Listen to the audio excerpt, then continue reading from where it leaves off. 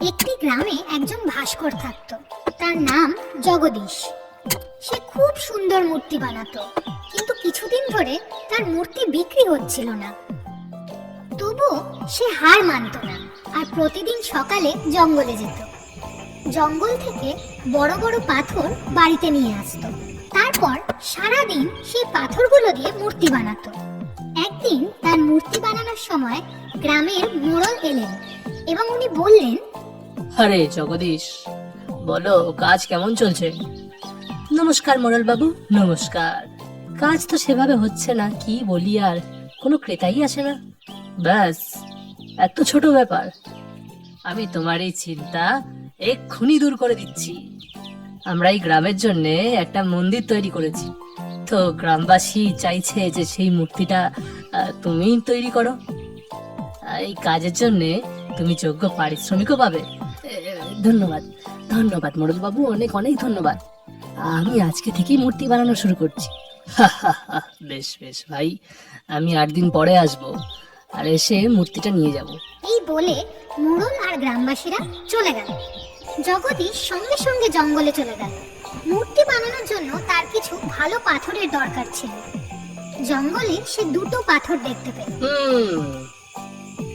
এই দুটো পাথর আজকে খুব চোখে লেগেছে। এই দুটোকে তুলে নি, চলো। তারপর দুটো পাথর নিয়ে জগদীশ চলে গেল।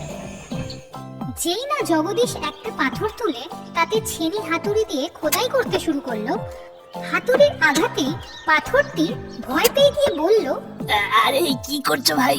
আরে কি করছো? আমাদের ছেড়ে দাও ভাই, আমাদের কোনো মূর্তি হওয়ার ইচ্ছে নেই, আমাদের পাথর হয়ে থাকতে দাও। জগদীশের ওর প্রতি দয়া হলো। সে ওই ভীতু পাথরটাকে এক কোণায় রেখে দিল আর অন্য একটা পাথরে খোদাই করা শুরু করলো। কিছুদিনের মধ্যেই জগদীশ সেই পাথর দিয়ে একটি গণেশের মূর্তি তৈরি করে ফেলল। কিছুদিন পর মোড়ল এলেন এবং বললেন, কি ভাই, মূর্তি হয়েছে না হয়নি এখনো? আগে মোড়ল বাবু, নমস্কার নমস্কার নমস্কার।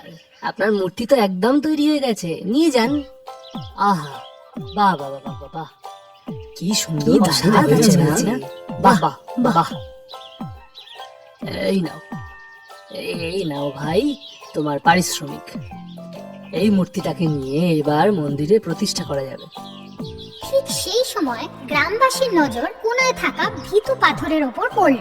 একজন বলল, আরে এই পাথরটাও তো নেওয়া যেতে পারে, কাজে লাগবে। হ্যাঁ হ্যাঁ, একদম ঠিক বলেছো। আরে নারকল ফাটাতেও তো কাজে লাগবে। গ্রামবাসীরা জাঁকজমকের সাথে মন্দিরে মূর্তিটা স্থাপন করল।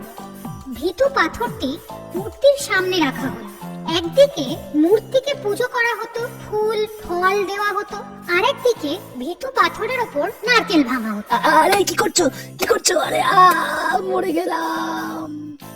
সে গণেশের মূর্তির দিকে তাকিয়ে বলে, বাহ ভাই বাহ, এটা কোনো বিচার হলো? হ্যাঁ, তোমাকে সবাই ফুলমালা দিচ্ছে আর আমাকে দেখো নারকলের পর নারকল, নারকলের পর নারকল ফাটিয়ে যাচ্ছে।